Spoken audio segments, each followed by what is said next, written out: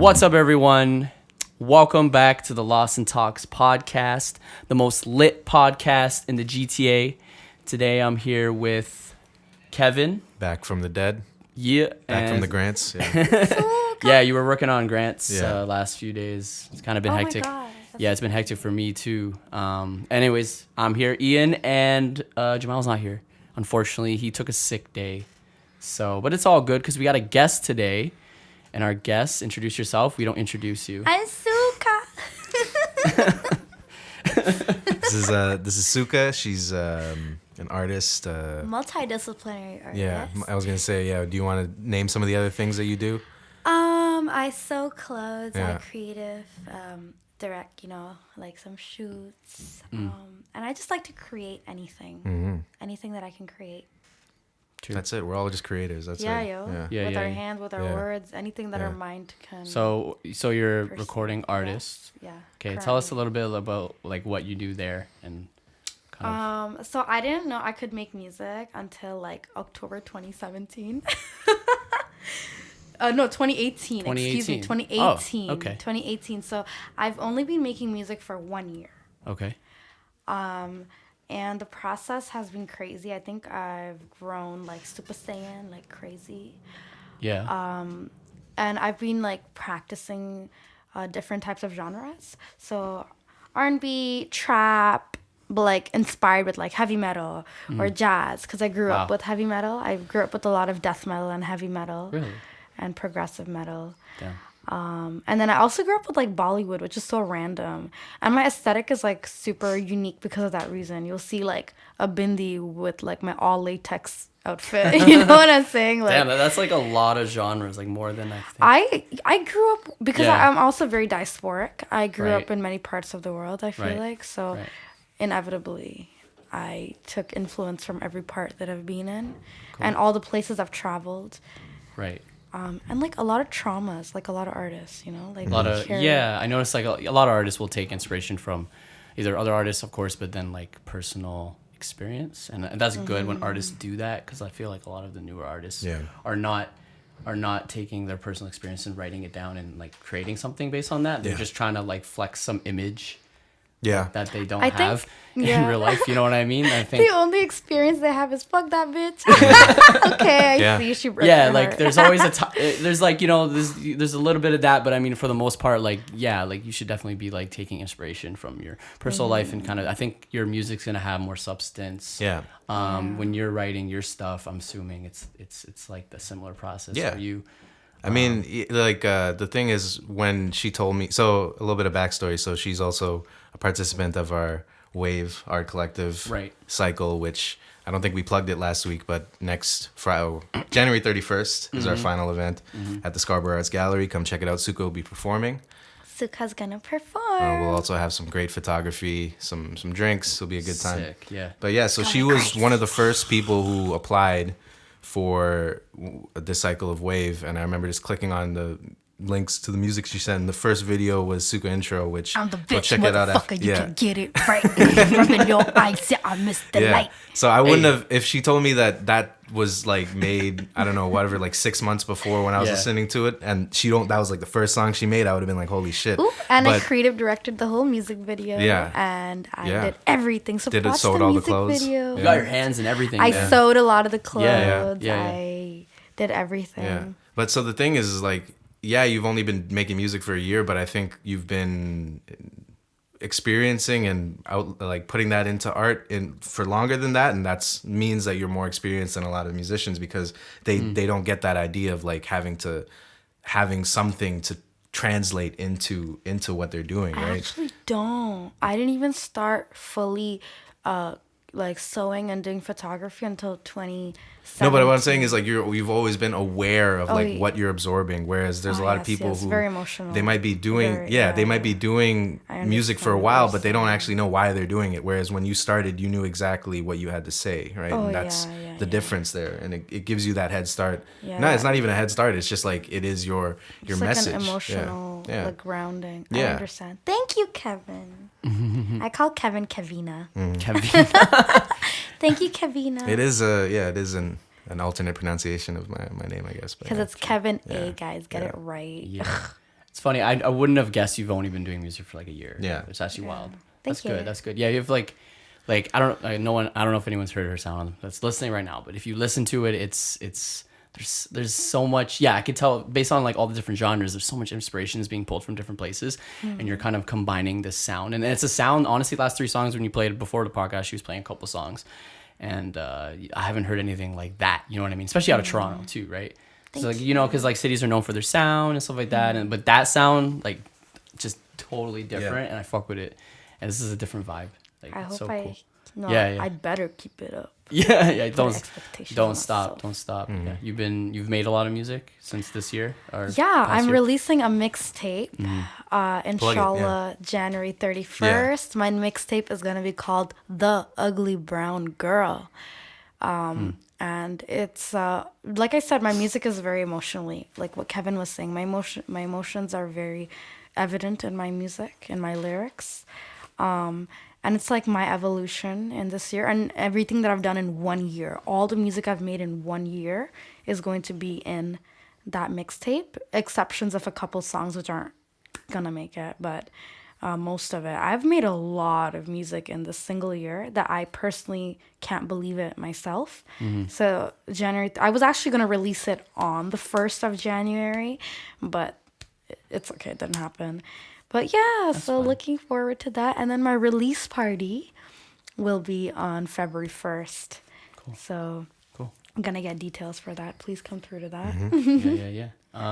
So what's your process like when making music? Is it just kind of like Oh my gosh, when that's you a write? deep It's a question. big question, but it's like how you link up with a producer, or you kind of and then start to write, and because your yeah. lyrics are not the typical type of lyrics. If you listen Yeah. to her music, and we'll link it, it's different, and I'd like to know kind of the process.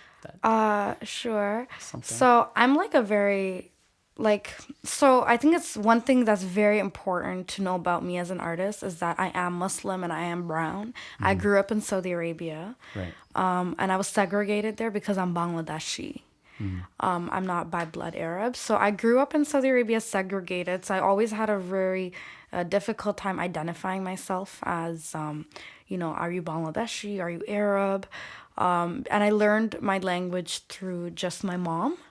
I learned how to read and write from my mom and from my community of little Bengali people that we had there. And I also learned Hindi and Urdu like that because we just had those people in my compound as well. But I never learned Arabic. And I grew up there. Like that is like the sands is where I grew up. The sunsets, the beaches, like everything. That was very much who I was. And so because of that political identity, me coming to Canada while the wars were still going on and Bush was still in presidency. So like my identity was just very political, and I hated being Muslim. I hated being brown. I didn't understand who I was. Always segregated. And that just like automatically comes out in any conversation that I have. And I'm very philosophical as well. I always like Right. to see like everything in metaphors and abstract. So when I'm writing music, it's the same thing. Like with different producers, it's a different process. So with Kevin, like Kevin's just like very quiet, first of all. So I just fill up the space. I'm always just jumping and dancing and just like saying randomness. All of my songs with Kevin is freestyling. And Really? f- wake up legit my mind. freestyle. Last songs we were I didn't. All Okay. freestyles. Yeah. Well, that's different. Like the 5-minute one, she Yeah. freestyled. We cut, so it was like was like a 6 minutes, 10-minute and song. like we, and there was it wasn't like there was gibberish or anything. Yeah. Like it was A words all proper the way freestyle? through. We just Yeah. And then so my style with Kevin is freestyling. So it's how I synchronize my energy depending on who I'm working with. Sometimes producers will just send me a beat and then I'll just sit down with my headphones for 3 hours and just write.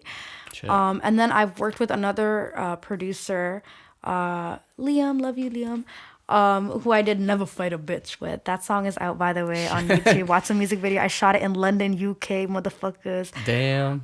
Yeah, so that with him, the process is more sit down with your book and write. You know what I mean? Yeah. So it depends who I'm working with. Okay. So the producers depicting kind of It the totally, process. yeah. I never thought about that because every producer, I guess, is working differently as well. Yeah, and every producer has a different opinion too. Like I'm having with Kevin, most of my conversations are philosophical. So inevitably, my songs that end up making with him are very like philosophical and very like alienish, weirdish, right? Yeah, I'd say that like most of our songs would be like, I would start making a beat or something, and then you're like, this reminds me of this, or this, or you have a line in mind, and then it's like, and then you start like, oh, like that's cool because this connects to this and this. So it's like either like she takes a line and then expounds a theme on that, or like says like, this reminds me of this, and then works off of that, you know. And it's always something very much connected to something that happened to her. Or, yeah. Right. I'll always tell Kevin a story. Yeah. Every song becomes a story basically, which is like, That's Wake sick. Up My which is Mind why is you a feel story. that come through in the song. I feel like it just feels very genuine when I listen to your music. Like I can tell Thank you. it's real. You know what I mean? Like it's coming from from your soul, like from your personal experiences. Yeah. Because sometimes you can tell when artists are kind of faking it or kind of just creating this like persona that they're not really are, and I mean, that could be for entertainment. Yeah. And that's fine. A lot of rappers do that, but sometimes I think that stuff gets stale, and I think that's why a lot of artists like Kendrick Lamar and J. Cole, for example, like they have the successful careers that they have because they're building this fan base with them, and like, they're connecting with people like emotionally and like. Yeah. I think them both especially. I think they know how to do a fine line between, like, talking about their personal experiences while still making it like some type of hype culture. Like they're really intelligent, especially Kendrick. Like a lot of his songs, like, I don't know how to explain it. Like it still appeals to pop culture because he makes those references about hoes and drinking and stuff like that. Yeah. But then when you deeply listen to the lyrics, it's like some deep shit. But saying some real shit, yeah, but his choruses are always something like something like you would think is waste, but it's not at all. Yeah. He's so intelligent. No, he is. Brilliant. So I was watching the documentary on him. It was like, because we're doing, actually I can't say on the podcast. Yeah. Research for a project. Anyways, I can't say it. But he's an interesting guy. Even though like technically, he didn't have the best grades or whatever. It doesn't matter. He's really intelligent when he speaks. And, And I feel like I think it's funny when you think about how much grades didn't matter. Like, when you think about the people that you associate with now, like I never ask anybody how they did in school. And like, did you like school? I just graduated from university. Okay. UTSC. And did you do that because you're trying to be something? Yeah, I didn't even, like I said, I never in my life, the life that I have now, 4 years ago, I would have never imagined that I would be here. Yeah. Like I just didn't believe in myself. I didn't think I was that bitch. Like none of that. Even the way I was dressing was very like not where I wanted to be. And it was a combination of being broke as fuck, a combination of not knowing who I was and stuff like that. And so when I did start school, that is what I wanted to do. And then one day, it was like, the story's so crazy. I didn't even know the art. I didn't even know the art world existed. I'm serious. Like prior to starting making music. Like I think like. Wow. I didn't even go to my first quote unquote art event. If you're a Toronto art hoe, you know what I'm saying. Like an art event. You know what I'm saying? Yeah. I didn't go to a proper art event until 2018. And then everything just started blossoming from there. Yeah. Like, I just met people connected me to people, and then like, I don't know, people just, I guess, connected with how open I was as a person. And I think I'm a very loving person in general. Like anyone can walk into the room and I will accept them for who they are. Yeah. And I think that's helped me in networking and connecting with a lot of artists in Toronto. That's good. That's a good skill. I hope they feel my genuine energy. Yeah. A lot of people, it takes some years to work on that skill. So yeah, that's great. You have to be honest. You got to be real. Yeah. And like if you yourself are sitting here criticizing everybody, expect that criticism from everyone that's walking past you. Yeah, that's true. You're not that bitch if you can't believe in the other bitch. Like, you just can't. Yeah. Yeah. You gotta keep. Or even if you're just focused on somebody else, then you're clearly not doing enough work on your own thing, right? Exactly. Yeah, like people who judge other people too much, you can tell they're not focused on working on the things that they have going on in their life, right? Yeah, like you only have so much energy, per se, right? Yeah. And if like even 20% of your energy is spent hating on someone else or focusing on other people. God, That's 20% of the energy you're taking away from what you should be doing. Right? So you gotta divide the energy, and it should all go into you and whatever people you care about, stuff like that. You know what I mean? Like, just hating is kind of just a waste of time, and energy, also, you need to believe in people. Like, if you see a kid just picking up garbage and throwing it away, and the kid tells you like, "I'm gonna save the world from all of garbage," believe in that kid. Yeah. Believe in that little kid who looks like he can't do anything for the world. If you don't believe, why do you think anyone should believe in you? You can't even do that. Yeah. You can't, honestly, and like I believe you can't hate on someone for trying. Like, you know, even if they don't got it, you gotta try. Yeah, you know what I mean? And when I see someone really trying, even if they're not, you listen to their music and maybe it's not the best. Yeah. Whatever. If they're trying, like I'm not gonna hate on them. Trying like, is G as fuck. Yeah, like at least if I know you did this for a couple years and you did suck and you're like, okay, you know what, maybe this isn't for me. That's fine by me, honestly, because like most people are already too afraid. Humility. Most people are already too afraid to try. Yeah, right. Humility, so and then they just regret it and whatever, and they work a job they don't like, and you know how it goes. Yeah. So and that's why I asked, do you like school? Because a lot of artists hate school because I think the way the environment is not. I never answered it today. I guess not technically. Like it's not really a yes or no question. I do like school. Okay. True. I hate exams and I hate paying for it. I wish I had a sugar daddy. I really did. Really though? I wish I had some type of, or I had a rich. Don't you want to earn it yourself though? Honestly, yes, but also fuck capitalism. Yeah, that's but facts. You know what I'm saying? Like, yes, of course. Like you just want a sugar daddy so you can do what you want to do in life. Like I want a sugar mommy because I just want to do.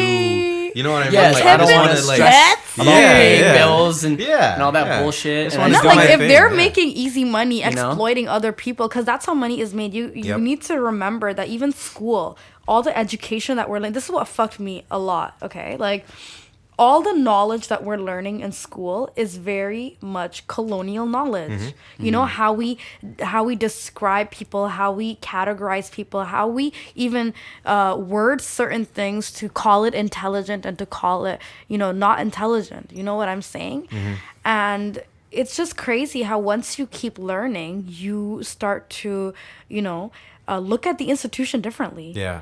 And the institution plays itself by educating its jokes. Yeah, it's funny. Like like I remember reading an essay in like first year about like how the school is based on like the colonial system. Or it whatever. Is, and it really is. It's funny that like school taught me that school sucks. Or school, like university is cool like that. Yeah. University is cool because the professors are activists. Yeah. And I don't think the head of the whatever university, they don't check on the professors because a lot of the professors are here creating revolutions. Really? I really appreciate and love a lot of my professors that I've had. And that's what I found in school. That was my experience. But paying for it, I was working more than, putting in effort in my essays just so I wouldn't have debt to pay off. So you can pay the next semester or whatever. So yes, I like knowledge. I love education, but I don't like the system. Yeah. I don't like the schooling system. I don't like that it makes you dream of a beautiful job and lots of money and a better life while draining you of so much money and like leaving you in so much pain and poverty while doing it, it just doesn't make. We're chasing a class system that white people have already attained. They are the system. Right. They are the class that we are trying to become. And that's what I felt like a lot of schooling was, and that frustrated me a lot. I love knowledge. I hate school. My answer. For me, learning. I like learning, of course, and you never stop learning. But yeah, the whole system. Even like, and I went to college for film, and that's what I do now, among other things, like potting. But the system. I just tolerated it. I use it as a way to just network. Yes. You know what I mean? Yeah, like you're forced to go to grade 12 after that. I mean. It's just not necessary, and I just know a lot of artists just don't fuck with it, so it's not for them. No, a lot of. I mean, the whole system itself is essentially designed to crush like art. Modern day slavery. Yeah, I mean, it is even if it modern was day just cheaper, slavery. fuck, I don't know. Yeah. Like, why? We tried to do that. Oh with my our lord! government, Like, but- there's so many things that.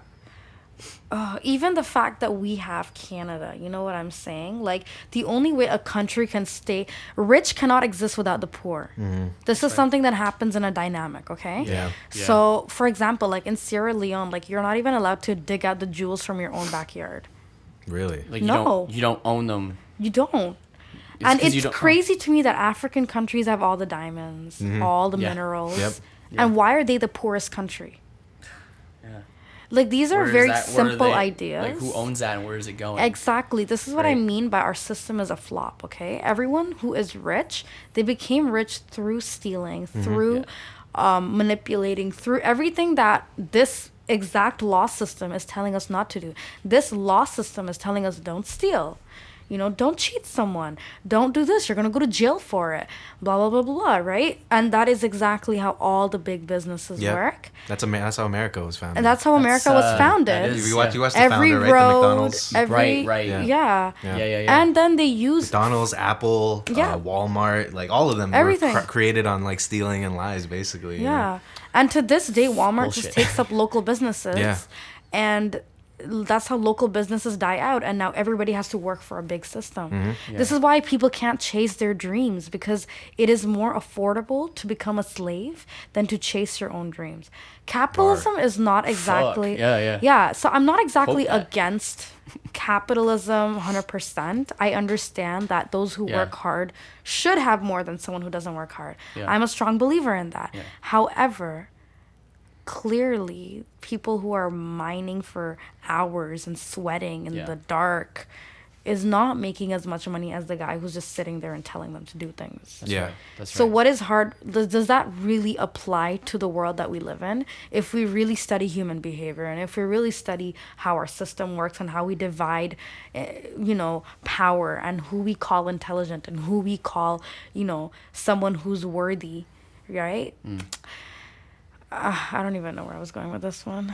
But No. long story short, Canada and all our first world countries and the UN is not helping us get richer. So why are we working so hard?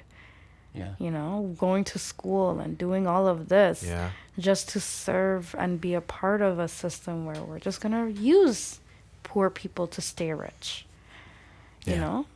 I feel like we're living in like the first generation that's actually like been able to look at money in a way that the previous generations haven't been able to. Like we've been able to Yeah. actually step back and be like, wait, this thing doesn't make sense, because I feel like it has gone for the past 100 years or so, or like basically since Industrial Revolution, right, where like people just kept going, and they think that they're getting richer, so everybody's getting richer. But yeah, you're right. The gap has increased, and then it's also just Billionaires should not exist. yeah.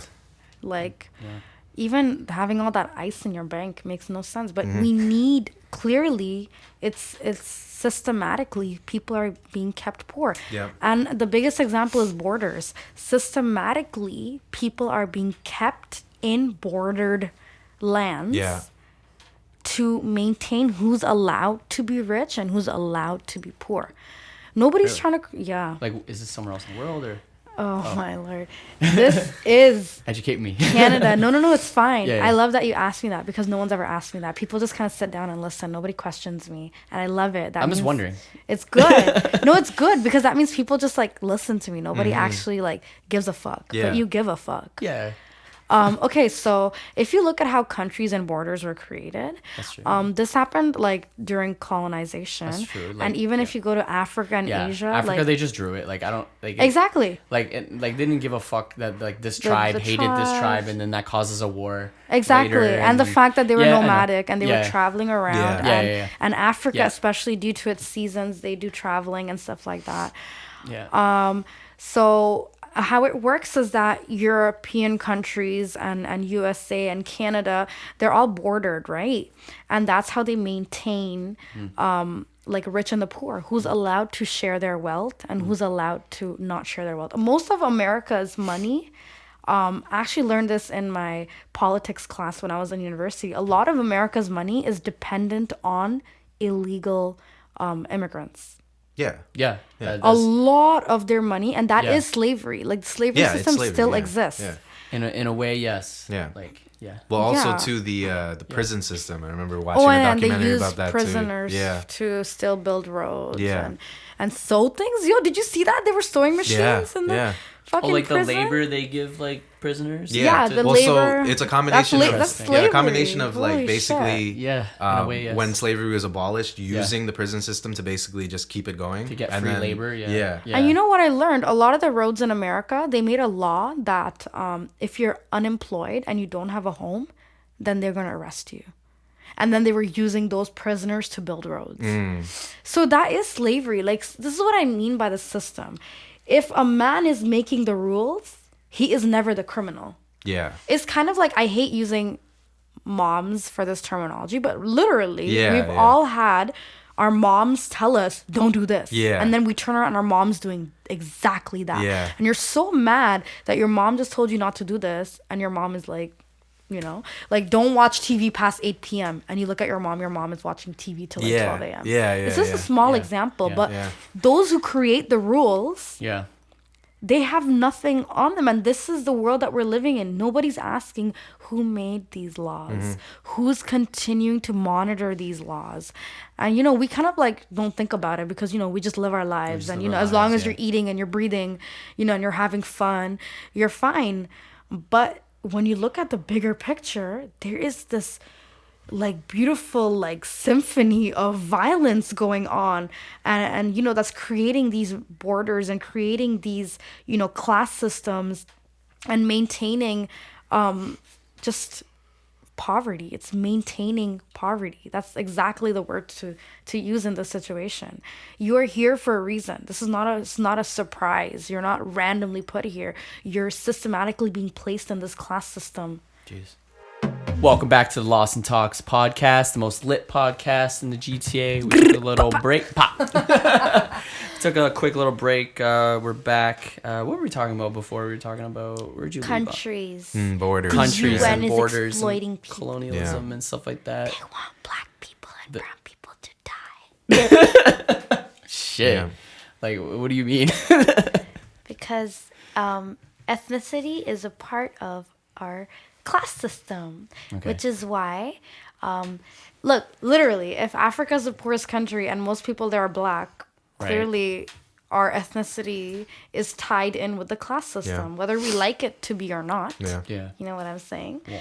It is. Even if you don't, you know, not like a person by their skin color, you can not like a person because of their class. And that's actually where racism started from. If you look at Marxism, it's really the class. It was just categorizing the black skin into a class, that you are lower class and we are upper class, and the skin color got tied in with it. Yeah. You know what I'm saying? But if we still look on a broader scheme of things, percentage-wise, people with the lighter skin are the ones who are the richest, the billionaires, the millionaires, mostly. I'm not saying there aren't, but like percentage-wise. And then if you look at the poorest people, they are the blacks and the browns. Yeah. Yeah. Even like the I think, prison especially in system. America, I think No, globally. globally, yeah. Okay, like on Globally. average, yeah. But Even like, classism, colorism exists Yeah. in, like, the colonial legacy is a huge thing. If you go to South Asia, there's something called a colonial legacy, because to this day, like, light-skinned people are up there and dark-skinned people are I was gonna down. say like So- that still exists in like in India. I was gonna say Like, in India. So like majority, I don't know if immigration's big in India. Probably not.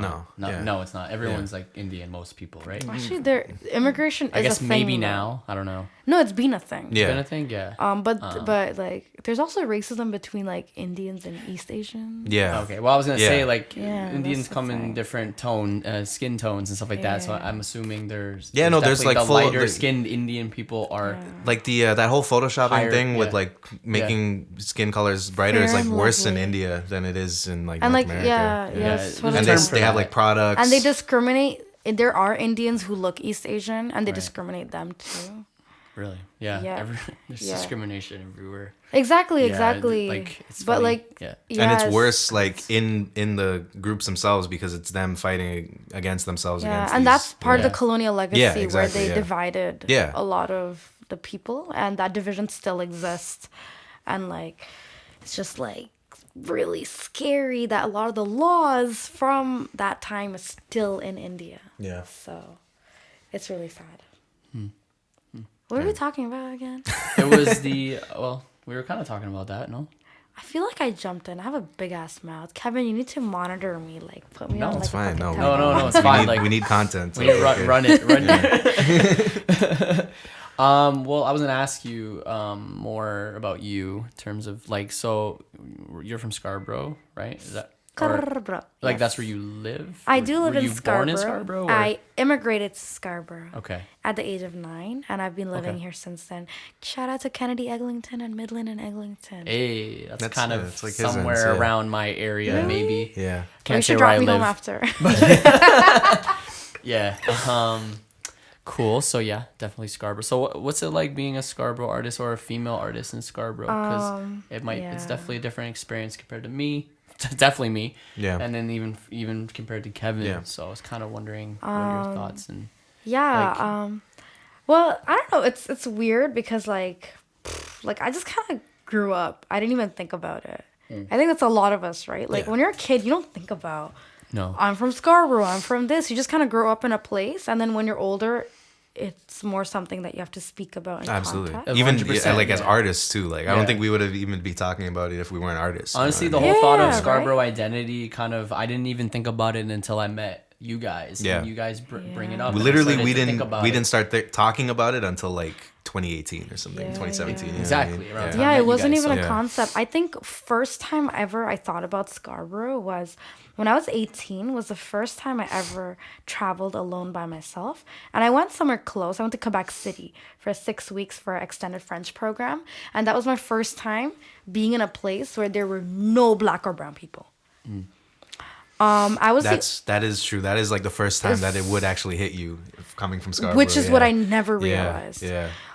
Because I used to travel. I used to go to like New York City, but like New York City is like still multicultural, Yeah, you know. Multicultural, yeah. But yeah, I went to Quebec City, and that's when I first realized what it meant to come from Toronto.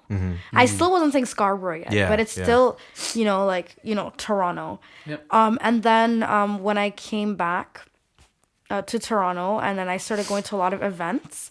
And I realized that there were little to no events in Scarborough. Everything was in the West End or downtown. Always in the West End. Yeah, everything was in the West End. And that's Yeah. when I started identifying with Scarborough. Like, I had to. Like, Yeah. yo, which end are you from? Yeah. Yeah. I had to say East That's the End. thing too, is it Scarborough. only started becoming a thing too, like in the And when I past- started yeah. going to a lot of Yeah. these events, and Yeah. they're like asking me, "Oh, in the city, where are you located?" Because all these artists want to work with Yeah. you, and so you had to tell them your location. I'm like, "Oh shit!" Like Scarborough is a thing. Yeah. Yeah, but I really don't see, like, honestly, like, maybe some people are gonna fight me on this, but like, yo, I see no difference between East and West End English. Like, we speak the same. Shit. Yeah. Would you fight me on this? There isn't a big difference. No, Yeah, we're the yeah. same. Like, We're the yeah. same. And like, Yeah. it depends on also, like, you could come from Scarborough and be upper class and lower class. That's the Yeah, thing. yeah. It's, I think, and I feel like kids who went to the local schools are the ones who talk a certain way. You know, I went to Cedarbrae. Shout out to Cedarbrae. And like, we had a certain way of speaking. Yeah. Because, and like, Cedar versus like the French schools, like Scarborough has a huge Yeah, mix. We that's have true, French yeah. schools where them motherfuckers don't speak like us at all. They don't. Yeah, and then they're like the Catholic school outcasts. culture. And then There's Catholic something called schools. Catholic school culture. Oh yeah, right? absolutely. There is. Yeah, Totally. They're different Catholic than the school. public Yeah. school bitches, you Yeah. know? Like we're all different. Yeah. And Yeah. you could come from Scarborough and come from a very different place. Yeah. That's also what I learned. But I don't know, when I go abroad, I always say East Side. I don't even say Scarborough as much, to be honest with you. I'm starting to more so right now. Yeah. But I remember in the beginning days when I was in London, I would always say, "Oh, I'm from East Toronto." I wouldn't say Toronto exactly. I would just say like Yeah. the East side of Toronto, East yeah. side. Yeah, But- it's funny. Like even now, like when I meet people who live downtown or whatever, North York or whatever, And they always ask me where I'm from. I think we talked about this. There's always this, for me, and it shouldn't be like this, there's always a slight bit of shame when I say I'm from Scarborough. Yeah, there right? is. You know what and I then mean? they go like, oh, you guys say yeah, like, let me talk about, and I'm just like, why the fuck are you talking like this? Like, some of us do talk like that, though. Okay.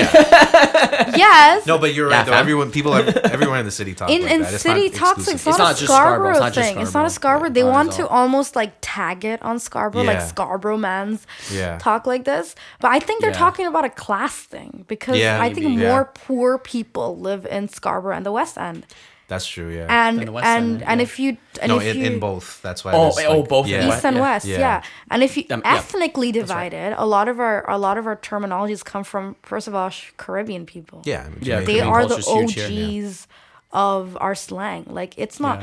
I'm yet to hear Tamil and Bengali and Hindi slangs be a part of our English. That is when I will say assimilation has happened. Yeah. Or Chinese slangs and Korean slangs. Yeah. It's never a thing. We don't hear random Bengali words, random Hindi words, random Korean words, or Chinese. Where is the Chinese culture? Chinese people have been here for generations. True. Where's the Chinese terminologies? And I feel like Caribbean people speak still English, which is why that English even got passed down to us. You know, it's still like English. You know, a variation of question, like why is patois, like, because a lot of it's from that. Yeah. I think you made it again because it's English. It's I think English. That's a good point. It's a variant of English. It became like the pop culture type of and it's slang. not. Yeah. And it's really like them folks just living in Scarborough, and I feel like when you are anything Asian, brown, whatever you want to call it, we just adopt the English around us. You know? It's not even like we're pretending to be black or white or anything. It's just the English. Because as a brown girl, I remember when I started traveling, that's what I would hear. They expected like an Indian accent, even though I'm not Indian. Like, what the fuck? Like, it's just like this general, like, I'm either Middle Eastern or Indian to them, depending on how much I tan that day and how much of my curls are showing, you know. And like, that's what they ask, like, why is your English black, or why is your English white? And once again, class system. If most people who are white were getting educated, you know, there's clearly class division between how these skin color people are going to speak and these skin color people are going to speak. But now we don't have that anymore. And so why does that still exist? Why do we still say you sound white, you sound black? Yeah. That's true. When you know, it shouldn't. You know, and when I'm speaking in my academic tongue, people would say I sound white, and then when I'm just talking to my friends in Scarborough, people are gonna say, "Why do you sound black?" And it's like that does not apply. Yeah. C'est pas appliqué.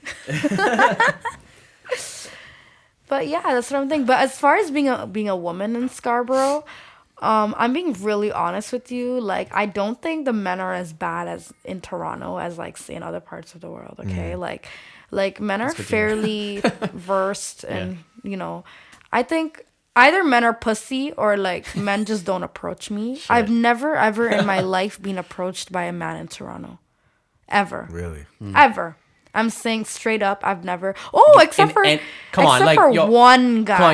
I don't, unless you don't go to clubs. Like, you're in the club, like some dudes. No, guys don't approach me, and I think it's because of my. I think it's because of my aesthetic.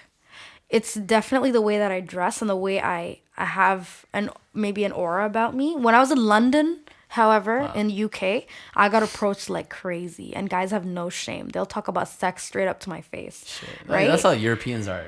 Like, I was very like thrown off.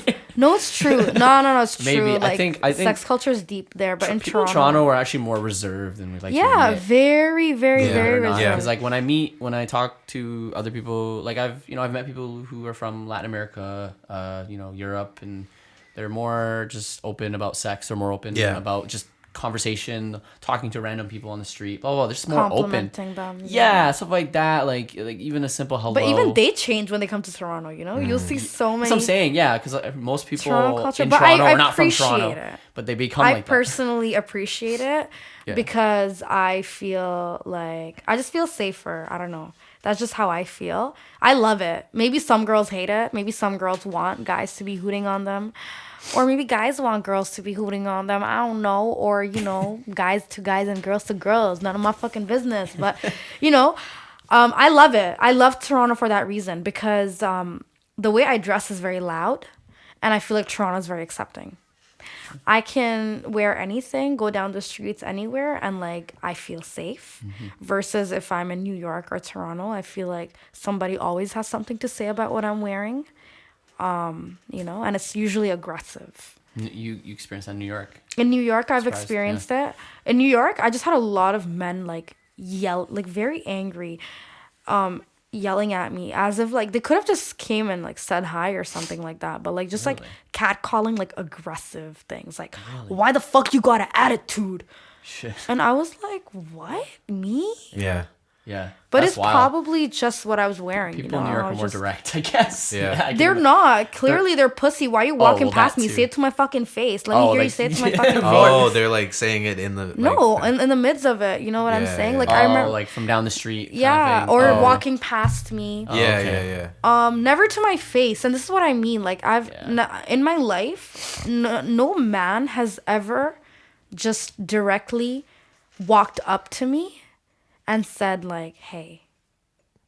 Like, period. You know what I'm I saying? can't believe that. Like, Wallahi, I'm saying it Really? to. Yeah, seriously, never, like a random, never, not even nicely. no. Are you serious? Seriously, That's crazy. I think I'm really unapproachable. Like, I understand there's a lot of shitty dudes just approaching women in the wrong way. Yeah. I've never been approached. I guess I guess New York, but I've never been approached aggressively either. But I've just never been approached in general. Okay. I feel like once I have to make a guy feel uncomfortable, and then they'll say something. Like I walk up to a guy, I'll be like, "Yo, what's up?" Blah blah blah blah, and then like Yeah. 5 minutes into conversation, now he wants to be like, "So like, you know, I think you're cute," and then I'm like, "Okay." He's waiting for you to break the ice, I guess. Yeah. I don't know. So it's just like no, but like yeah. it's just I'll be never real happened though. to me. A girl. I don't think a girl's ever come up to me. Actually, yeah, but it was more like a Toronto girls are bold. Toronto girls like come up to on the guys, no? street or like in a public area. Never. Like a girl's never come up to me. Yeah, but like when Say you're like I think you're yeah. looking or whatever. I don't Yeah. think so. But like in a school setting. But like in a even if more they do, like what would happen community after? setting? Would you guys exchange numbers? Is that normal? I would be. Or would you just say thank you and walk away? Because I've said I'm cute to no, that's what I'm saying. I've said you're cute to a lot of men in public, and they just say thank you and walk away. Yo, deadass. I Like- think. But I think if you're not offended by that, I think that's a better way of conducting life, though, Yeah. right? Like just Oh no, being I don't able mind. to be more comfortable. Saying, Yeah, I don't really mind. I've Yeah. already I've never been in a relationship. I've come to a point in my life where it's very normal for me to just have like guys come and go. It's very like I don't really care for it. It just happens. So, I will, I'm literally in the train. If I think anyone is cute, if I think anyone's outfit is cute, I am telling them, period. That's good. I like to connect with humans. Yeah, that's what I mean. Like outfit is kind of a different thing. Like No, I'll tell a guy he's cute. Yeah, no, but I mean too though. Like I like just being able to say like, yeah, that shirt's sick or whatever. Like your outfit's on Yeah. point or whatever. Like that's cool. Yeah, like because you don't need expectations. But Yeah. there should be a way too where you can just say like, hey, you look good today or whatever, and then like that's it. Like, That's another thanks, thing. you know? It's a cultural Yeah. thing. Like, what do you do when you get complimented? Yeah. I don't think a lot of us know how to react. Yeah. Like, yo, you look sexy, and now you're just like, oh my god, I do. Fuck. Yeah. Now what do I do? Like, Yeah. like, are we supposed to have sex now? Like, what do I do? Like, and also that one stand culture. Like, a lot of people, like, it's so weird that like people don't know how to romance. I feel like romance is missing in our culture. It's just like meet someone, fuck them. You just want to get right to the point. Like, but it doesn't make sense though. Like, No, right? Like, yeah. it should be okay to normalize some type of conversation, and like romance is missing. We're missing romance in our culture. I Yeah. miss romance. That is not there anymore. Yeah. And like, and it doesn't have to be with just sex. It can be with conversation, and there's so many ways of like human beings are highly evolved because we have so many ways of connecting with each other other than a dick. You know what I'm saying? Like there's more ways of connecting with people, and I feel like that's missing. Yeah. Yeah, like Like- instead of being like, oh, like I met this girl and like we made out. It'd be like, yo, I met this girl and we had like this great conversation and then I never spoke to her ever again. You know, like that's it. But it's like, you know, that's how it should be. Sometimes it's hard to have great conversations. Yeah. Like, people are boring though. Yeah. So if you're fortunate enough to find that person you can have a great that's conversation true. with. A lot of people are just insecure about talking about deep shit too. Yeah. That's another thing about Toronto culture. A lot of people don't. Like a lot of people will push their feelings away, and they don't want to talk about like exactly deep stuff. Like nobody wants to talk about politics in Toronto. Do you guys agree? I mean, I don't want to talk about politics. politics. A lot of people don't want to talk. Politics gets messy. Any type of politics. You're not talking about social politics on the first date, I hope, because that should get messy. You mean like how we were talking about politics earlier, like border stuff? Yeah. I mean, like people. that. Yeah, people do. I thought you meant like American Yeah. politics. Like, who the Yeah. fuck- okay. Yeah. Okay. I mean, I talk about anything. I'm being really honest with you. True. Like, I will meet someone anywhere and just start talking about anything. Yeah. That's But- good. Yeah. Yeah, But there needs honestly, to be more of that. people are Though, yeah. people are funny though. Like people are so simple. Like if you look good, anyone will talk to you. Like I know days when I have like makeup on and I look cute, people will want to pursue a conversation with me. Versus days when I look, you know, I'm in my fucking black hoodie, black pants, like I have no makeup on. You know what I'm saying? There's a different reaction. Like as a woman, and that's I think this is a huge thing. A lot of women will agree with me. Like depending on what we are wearing is how we are treated. Period. Yeah, you were talking about this off before we started. Yeah. Like my girls and I always talk about days that we have makeup on, we literally get treated nicely. All of a sudden, everyone's like, you know, getting up for me, shuffling on the side for me. Like when you look good, you just get treated better as a woman. But I think I don't know why that is, but it's just something I think women use to their advantage too. Like a lot of people, we always hear from men like, "Oh, you don't need makeup to look pretty." It's like, no, you don't get it. It's a fucking power dynamic. Like you're saying that, but you're still gonna like somehow respect and pay more attention to the girl wearing makeup. Yeah. Than the girl who's we can not. be hypocritical about But But don't you also think though that like when you put on makeup, you yourself are naturally like more confident or something? Yeah, that too. Well, I can see that. like when I put on nicer clothes, I know I feel when better. I get like a fresh cut, I know what you're saying. It's a feeling, right? But you're right. But you though, have to there is understand where definitely the feeling is conditioned from. So why wouldn't girls want to wear makeup? It's the You same know what I'm conditioning saying? that applies to both of us. Because there's and the reason that we feel that way is because clearly there is a standard of beauty that's higher for women than for men. Yeah. Right? Yeah. This is what you have to do to feel confident, and so women perform. I'm different in the sense we're like that you're conditioned to even believe that, even if you don't if you just put on something just for yourself, it's still the same reasoning or the same conditioned belief. Yeah. I think it's definitely changing now. A lot of women, including myself, I'm very confident without makeup. I say and do whatever I want, wear and do whatever I want with and without makeup. I've done many performances without makeup and photo shoots without makeup. I feel fine in it. But like it just goes to show that women do have to put in a lot of manipulation, and then it gets more complicated when you're brown and when you're Muslim. Like it's funny because the politics of being a Muslim woman and everybody has a say about our body, how much we're allowed to show, what we're allowed to speak about. As soon as I walk into a room, people automatically assume that I have very strict parents. I come from a place where everything's really like, oppressive and strict.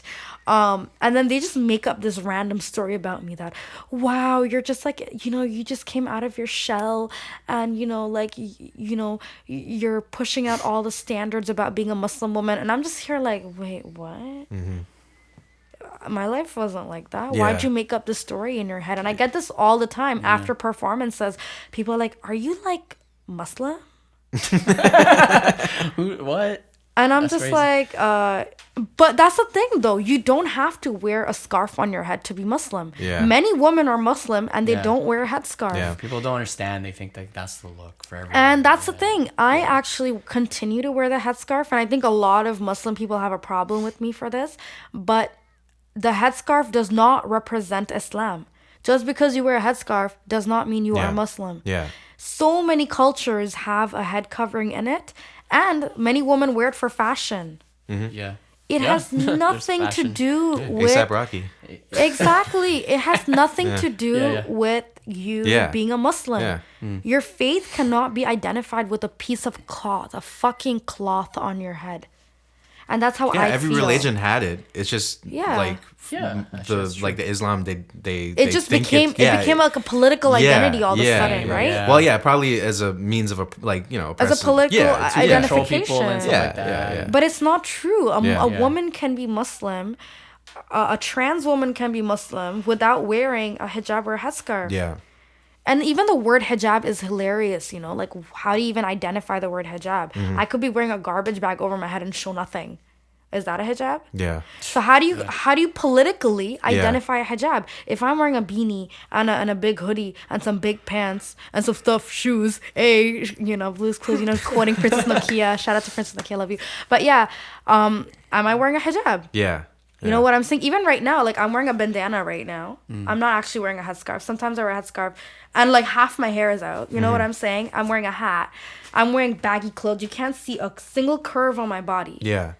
You're Right? doing the same amount of coverage Yeah. as would with the like As the with the religious big, garments. the burqa, Yeah. I think what That you're referring style to. that it- So, Yeah. am I wearing the hijab? Yeah. You know what I'm saying? Like, it does not, it's a very political word, and that's why I cannot say that I'm wearing a hijab, because I don't know if I am. Mm-hmm.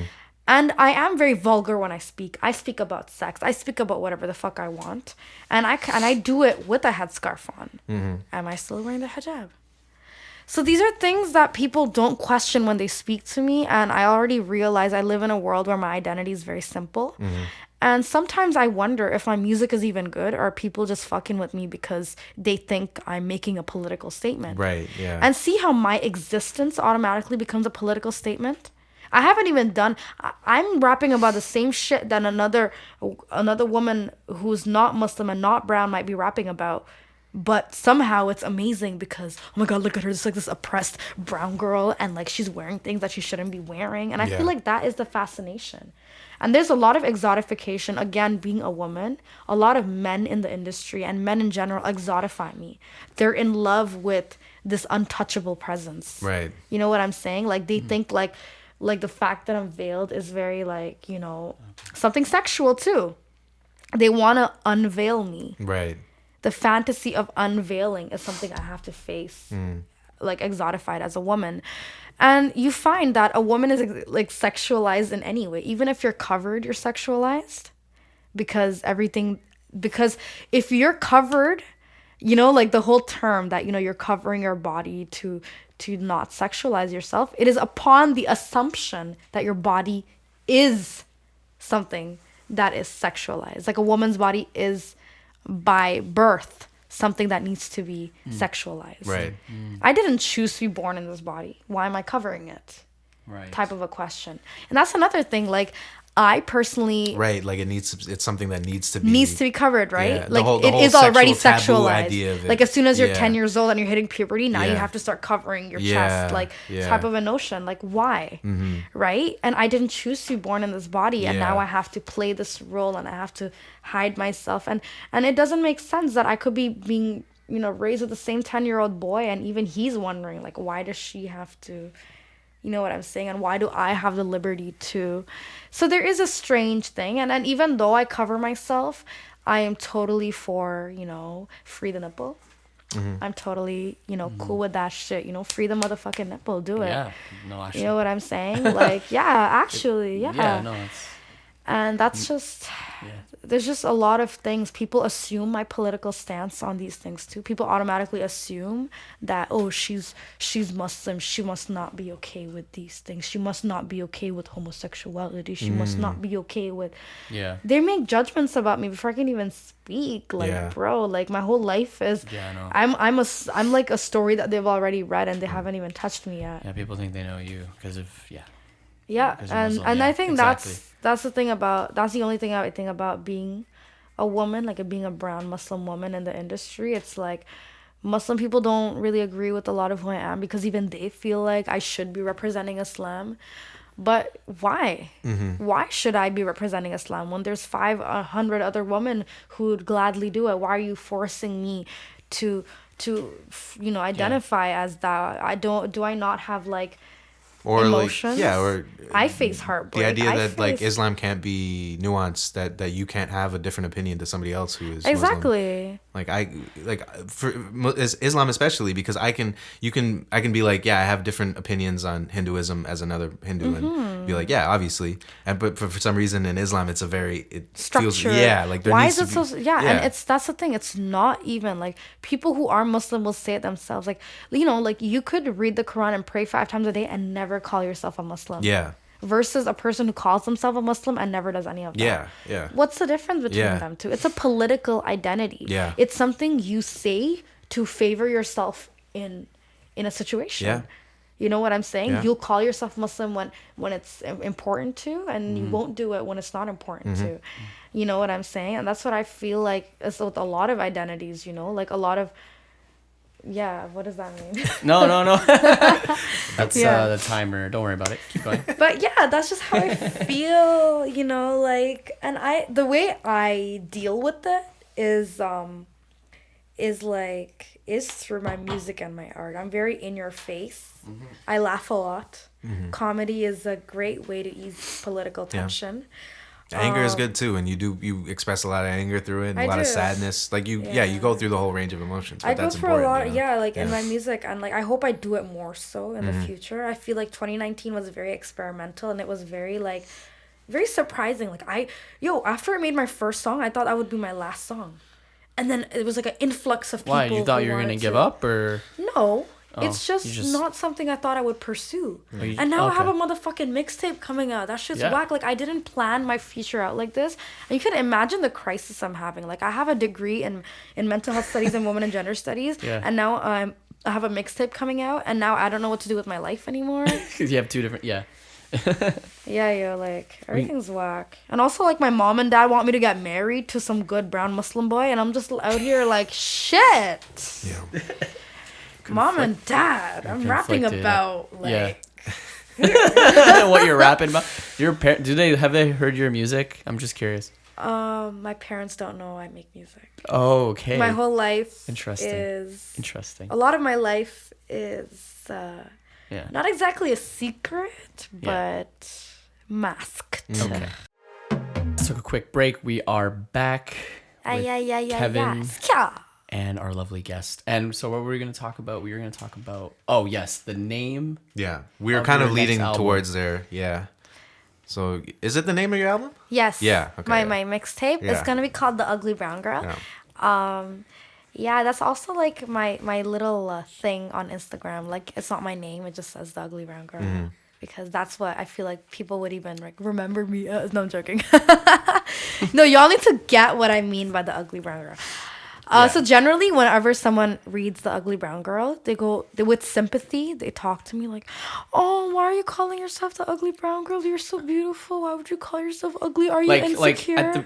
From first hearing it, I know I could tell that's not what you're doing, but like people might think, "Oh, you're putting yourself down."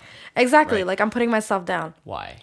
And and I feel like that's not exactly it. The word ugly has a lot of layers to it.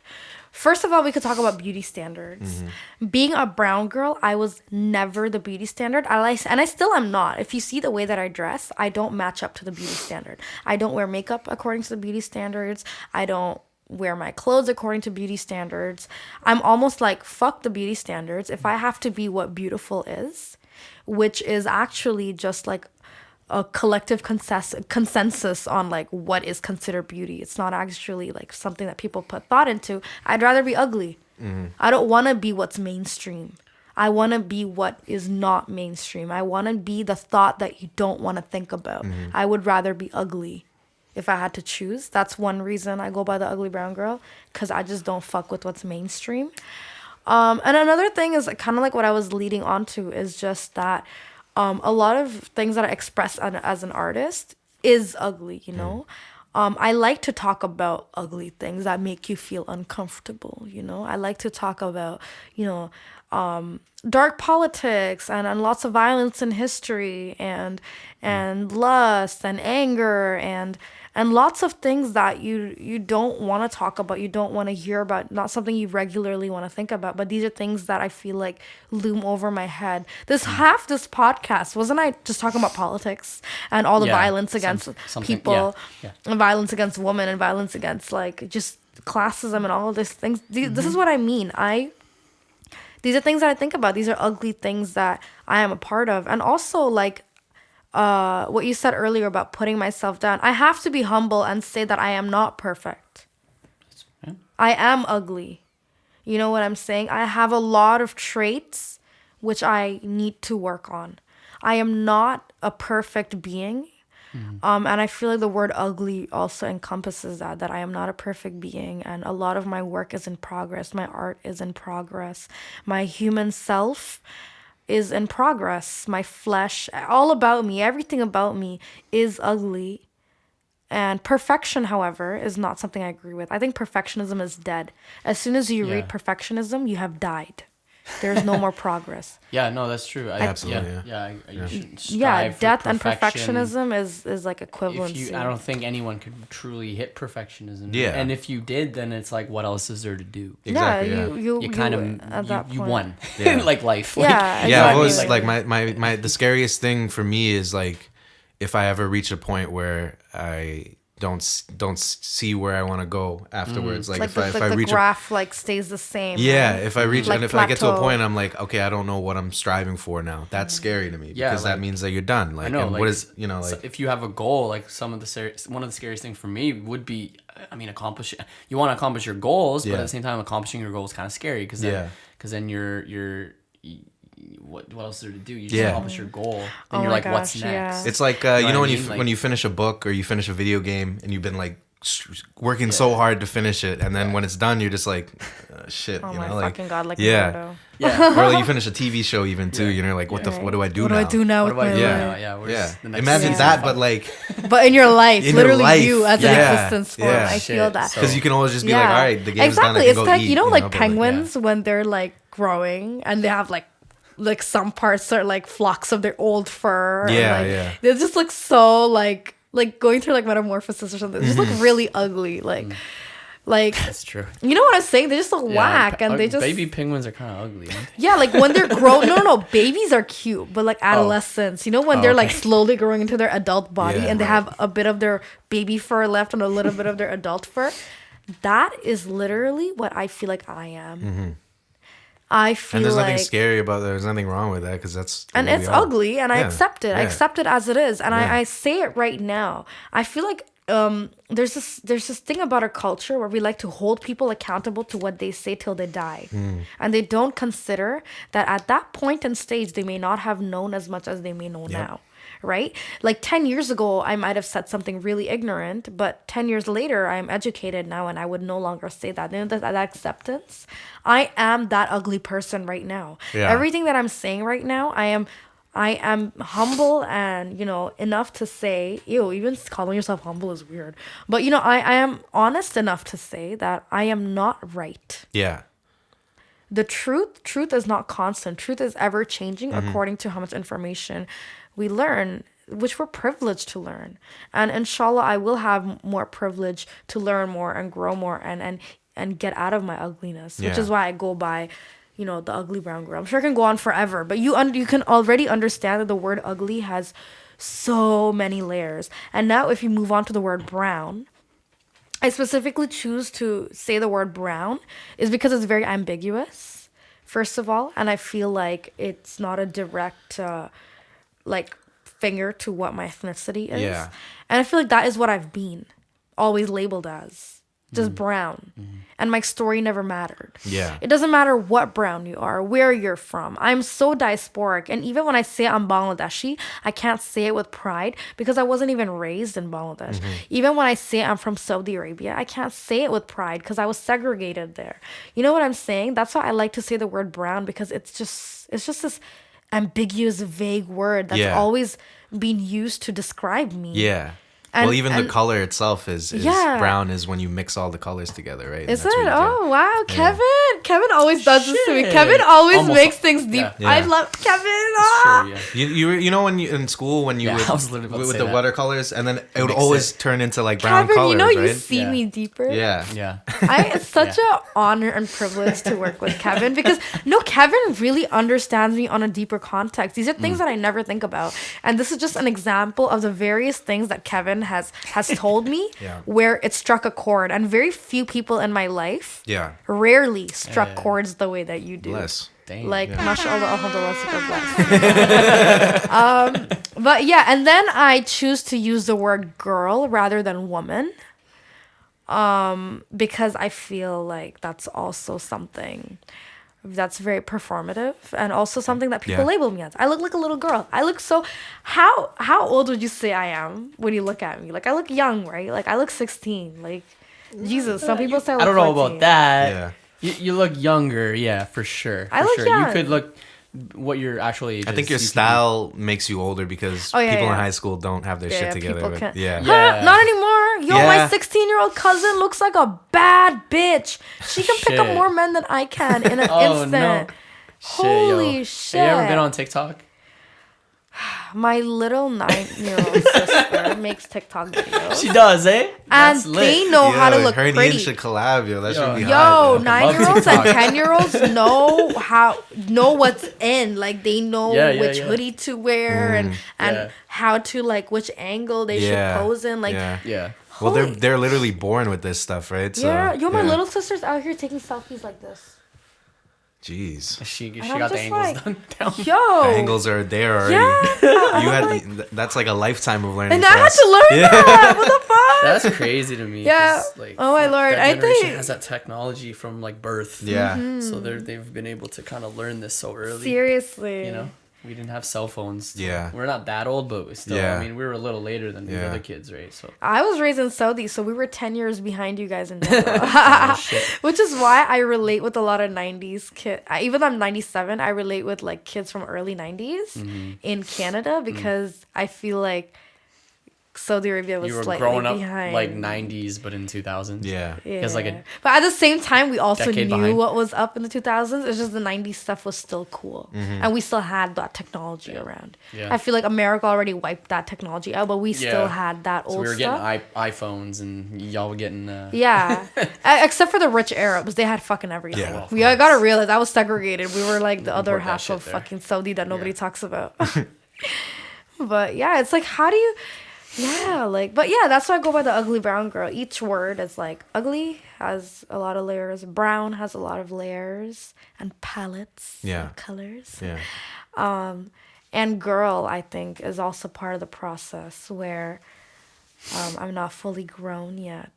I don't even know like what it's to call myself a woman. Even I hesitate. And it's like, why are you hesitating to call yourself a woman? Why I don't know. Oh, okay. I don't know. I mean, I say it now more so, definitely more than last year. But also you'll notice, depending on what type of like body you have as a girl and how you choose to express yourself in beauty standards, people will say, go over to that girl. Go over to that woman, depending on what you're wearing and how you look. And I feel like I, for some reason, am taken less seriously and called a girl a lot. A lot of people refer to me as a girl. But now, not anymore. I feel like in 2019, it's been definitely different. People refer to me as a woman. So things are changing. Yeah. But by the time I decided the ugly brown girl, my life experience was different. I mean, ugly brown girl just sounds better too.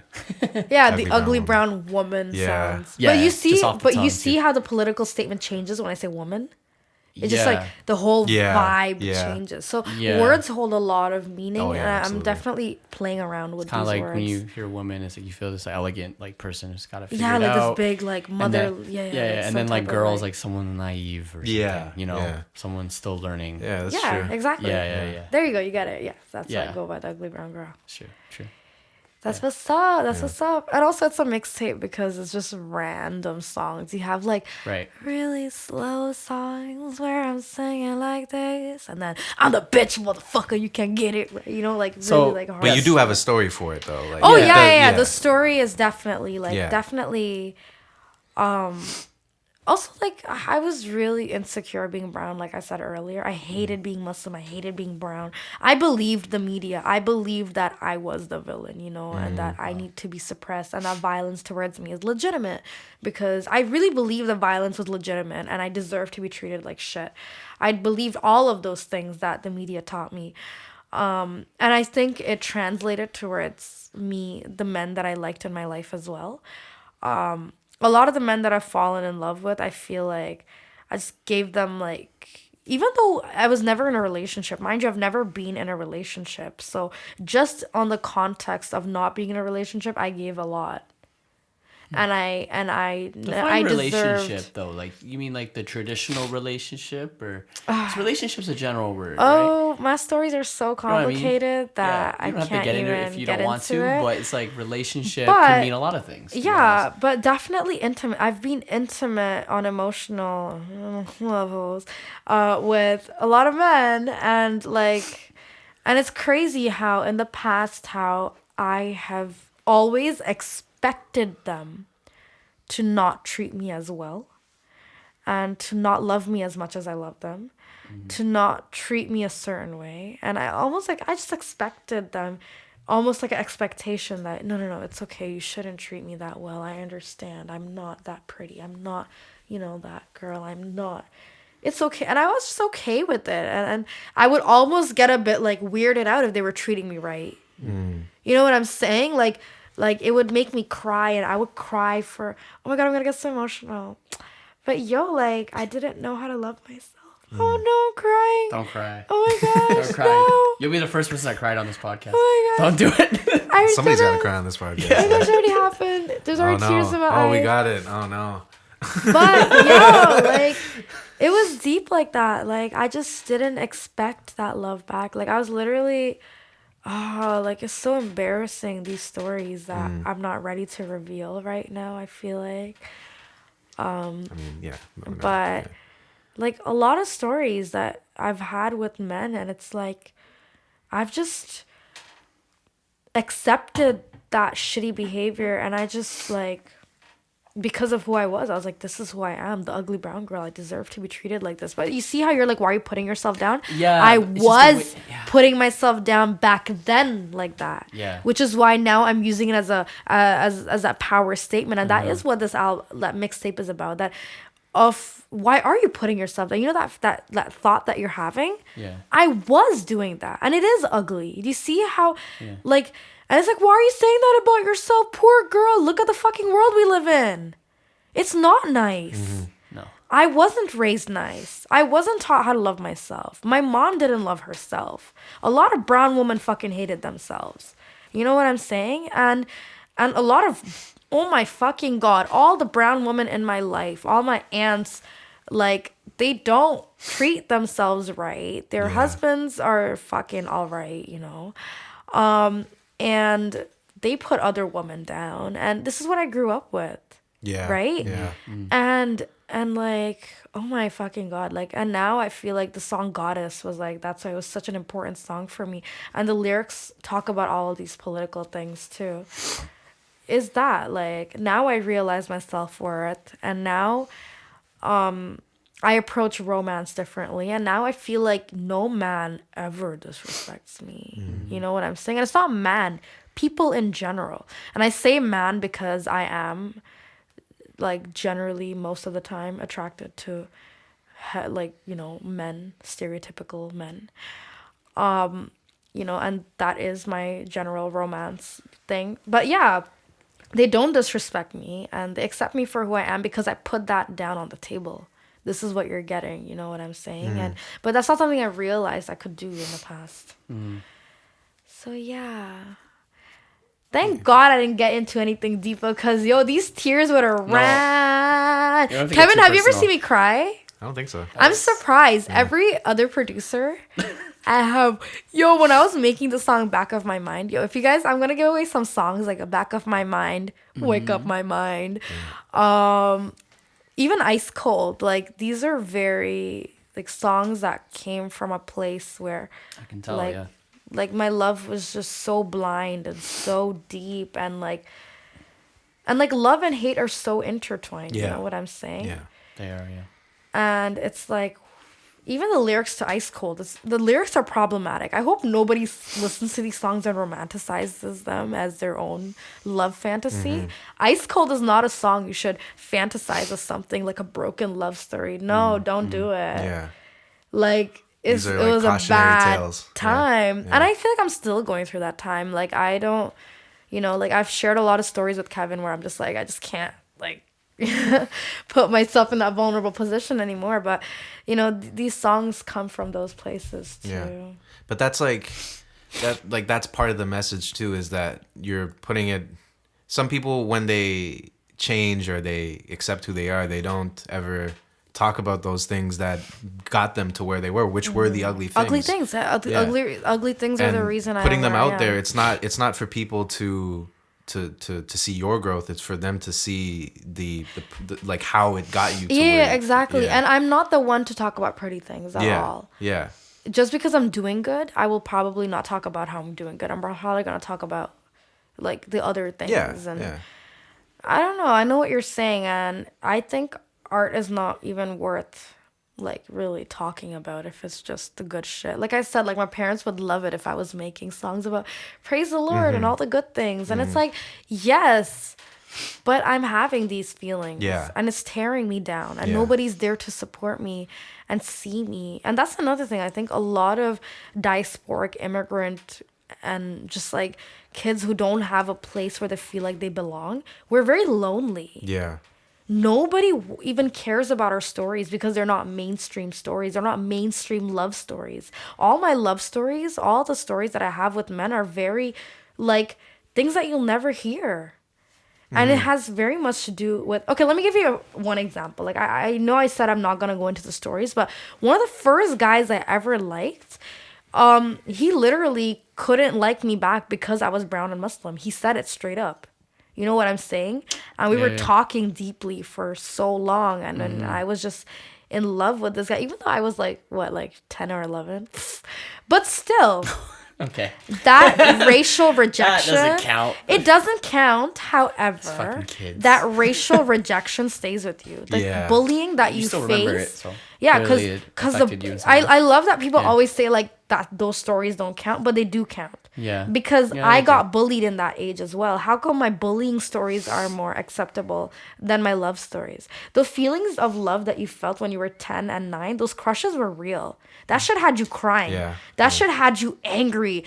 I was a violent kid growing up, and I've had crushes for as long as I can remember. I remember I had a crush on this kid when I was like in Saudi. I was a very violent kid. I would like beat guys up and stuff like that, which is so different than who I am now. Like I'm so sweet and gentle. I would never hit anyone, but like never fight a bitch. Never fight a bitch. Yeah. Never fight a bitch. Honestly, that's like very true. But yeah, like we felt emotions of love and affection since we were kids. You know, we might not identify them as love or infatuation, whatever we identify it as, but it's still in a spectrum of it. Yeah.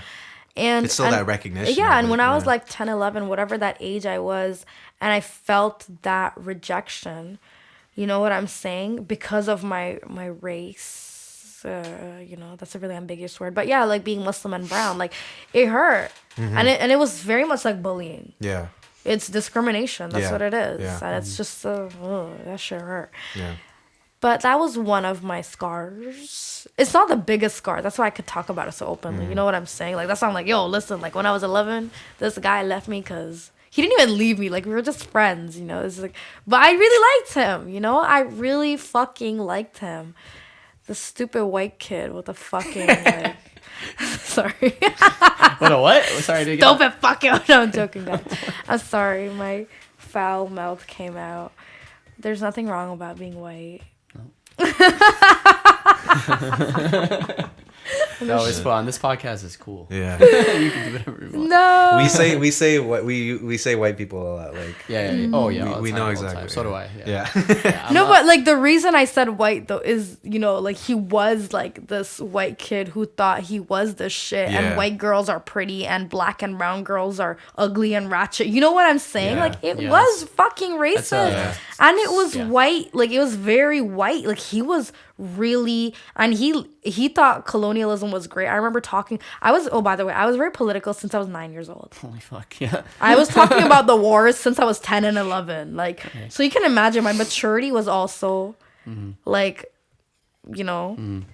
But yeah, like he thought like the British did a great job. That's what I remember him telling me. For back what, then. Africa and shit, or Yeah, India? he's like, white people won. White people, of course, were proud. We won the fucking. That's what he told me, and I remember, just agreeing to him, like, yes, you're right. Jeez. Yeah. Oh my god, white people are amazing. And also, I liked that white kid because I was super into white boys for some reason. No, I know exactly why. Because white men were the standard. Yeah. That's another thing, yo. Being brown, you're just ugly. If you're a brown guy, brown girl, we were just considered like, I don't know if Kevin grew up here. I don't know, in Saudi it was different. But yeah, like, isn't that a thing? Like, brown boys are always like dissed on. Like, yeah, I think South Asian men. I think South Asian and East Asian men are just like looked down there's a upon. stigma on them. Well, I think it was like brown stigma. guys and like black women were like the least. They were found desirable, least desirable, and it's I think it's still like that. It hasn't changed. For The sure, new generation now, there's a fetish, definitely, but like everyone gets fetish. Like, it's like a black girl fetish nowadays, and like honestly, like black women are doing the most, and black trans women are doing the most for activism, and they changed and they inspired and helped empower a lot of brown and other like minority groups. So like honestly, shout out to them. Like I feel like I can't ever talk about any form of activism without like talking about that, because it's just so true. They're the lowest and the bottom of a lot of things, and they changed and made things better for us and me. So what were we talking about again? A lot of stuff. We talked about the ugly brown girl, and then we talked about the stupid boy. Stupid white boy. Stupid white boy. I mean, I think, is there anything else you wanted to talk about? Music, shout out anything. I guess you already did. You guys can follow me on Instagram. Yes. Yeah. My Instagram is SukhaNeverDies. SUKHA never dies. And that's actually a reference to energy, because I'm an energy form and ideas never die. So as a form of an energy being, and ideas, because I don't think any idea is fully original, because I speak in English. English is not original. Yeah, that's true. Yeah. You know, my music, the beats, instruments, nothing is actually original. Some form of inspiration comes from most ideas and built upon. Like nothing is truly unique. No. We're all. Oh my god! Fine, because we're supposed to share it with everybody. Exactly, anyway, so, which is why I believe in collective consciousness. Remember how I was telling you, every single part of this room, somebody has a part in something. Yeah. Each human being has some type of an impact on each other, even if you never meet that person. You know, they might have built your car. Yeah. They might have, you know, like done anything. Every little story. It's very true. Yeah. And even in your job, think about shit in a hotel, and then you got SARS. SARS from the vent. You know what I'm saying? Every single human being plays a part in you know who you are in your life, and you don't even think about them. Yeah. So we do exist in collective consciousness, and we all play a part in creating the person that, you know, the other person is. Perfect. You ever heard that thing about how like everyone in your dream is somebody you've already seen in your life or whatever? Yeah, exactly. Yeah. Think about that. That's really weird, yeah. Or every sound that you've heard, or every smell that you've smelled, like you know, it comes from somewhere, from someone, and it collectively creates who you are. You're not thinking about it, but it's there. It shaped you exist in context to the world. Yeah. If you existed alone, would you know how to speak, write, walk, talk, your swag, your clothes? What would you be? Yeah, that's facts. Nothing. We would be nothing. Yeah. Which is why Sukha never dies. So now you'll remember my Instagram handle, because I just described this whole energy phenomenon and collective consciousness. Yeah. And I'd like to thank everyone for listening, or if you're watching, I'd like to thank you as well for listening to, what is this, episode 17 of the Lost in Talks podcast. Yeah, we're 17 in. We're going to keep going until we die. Or until we hate it. No. But any other quick social media you could shout it out real quick? I think you already did. Yeah, just my Instagram. Follow her Instagram. Yeah. And watch my music videos on YouTube. Yeah. Cool. Never Fight a Bitch and Sukha intro. And hopefully soon, Back of My Mind. Releasing soon. Oh, this is unheard stuff. Nobody knows it's being released on February 13th yet. So everyone who's listening knows that now. Okay, perfect. February 13th? February 13th, thought the it day was- before Valentine's I Day. thought it was on. Doesn't it Valentine's. make sense to release it a day before Valentine's Yeah. Day? Yeah, just have it out for a day, and then Yeah. that makes sense if that's what you're doing. Yeah. And the day before, get a little romantic and feels, But thank you for listening, and tune in next time. Yeah. Peace.